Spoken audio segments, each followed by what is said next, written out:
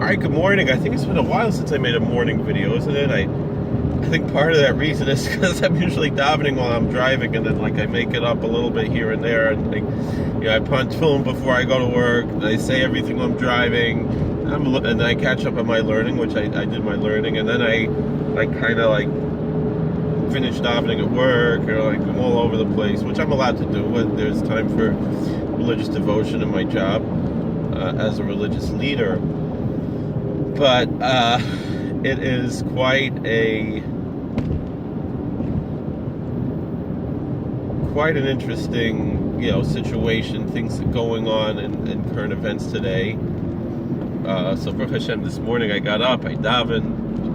Still davened at home, because the minyan at my shul where I attend, where I serve as assistant rabbi, that's not until 8 o'clock, and I got to be at work at 8:30, and it's an hour away, so it is what it is. So I'm almost to work, I guess about 5 minutes away, 10 minutes away, so we'll fit in what we can here. I've been listening a lot on the radio, particularly listening to the Hugh Hewitt show, because Hugh Hewitt is a Catholic. He's in communion with the Catholic Church, as well as he had another guest on yesterday, someone France. Don't remember. Also Catholic, and then today he had this other guy from Texas who sometimes, Mark Davis, sometimes stands in for Rush Limbaugh. So he's not Catholic, but everybody's been talking about the scandal in the Catholic Church. So this France, he said, the devastating aspect of the alleged scandal, and the thing is, we have to understand there are a lot of issues here.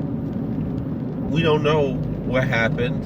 Nobody, a lot of these stories are old. The question is, why is it coming out now? There's a lot of factors involved in a lot of these things.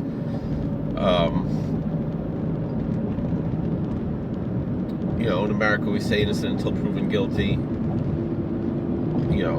There may be, many cases that are, God forbid, unfortunately true, and there may be just as many cases that are, people who are,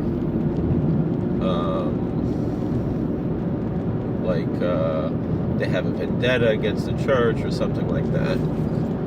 So, we have to deal with all the different cases that exist, all throughout.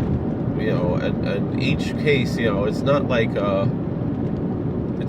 it's like a full thing of this is what the this is what the church is and whatever.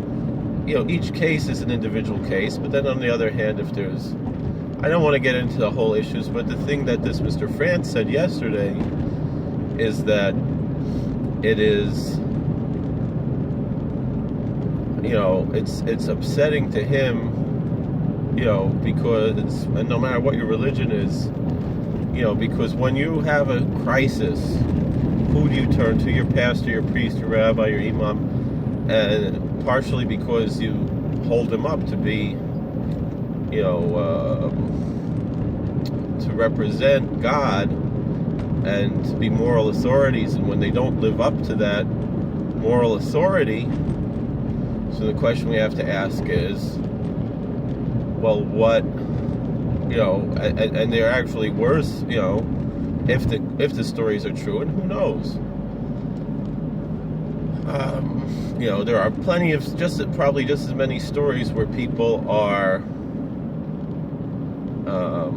upset at their religion and making up stories. I know stories, I know cases where, in my own community, where there were people who were guilty of these type of crimes, and they made some kind of plea bargain, and they got away with 5 years or whatever. And then there are people who are innocent who refuse to make a plea bargain, and these guys, will get 30 years, 105 years, and whatever. So there's all these different cases that happen, all throughout the country, and through different religions. So,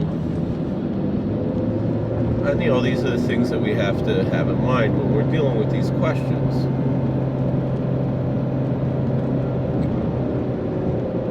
But the problem that I really want to bring up is not the question of guilt or innocence or all of these things, but there's a much bigger issue here. And that is, no matter what religion you are, or if you're any religion at all, or whatever, is your faith, do you put your faith in human beings? Or do you put your faith in God? And why do you do what you do?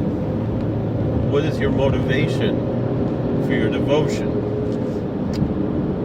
And I'm reminded of the story that Rabbi Asher Wade tells, before, when he converted, he was balabas in the shul.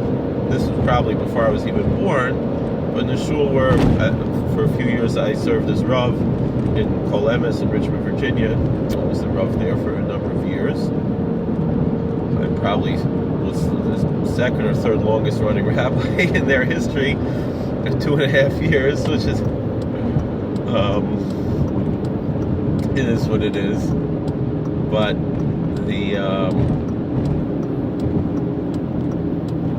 the whole idea of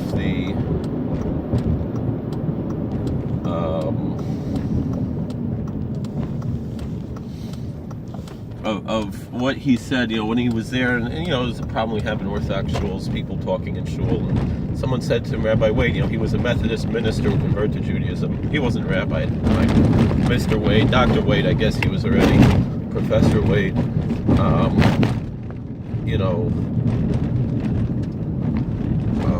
why did you convert to this religion when the people are not living up to what the religion's all about? And the answer was, I didn't do it for the people. People will always let you down. I did it for God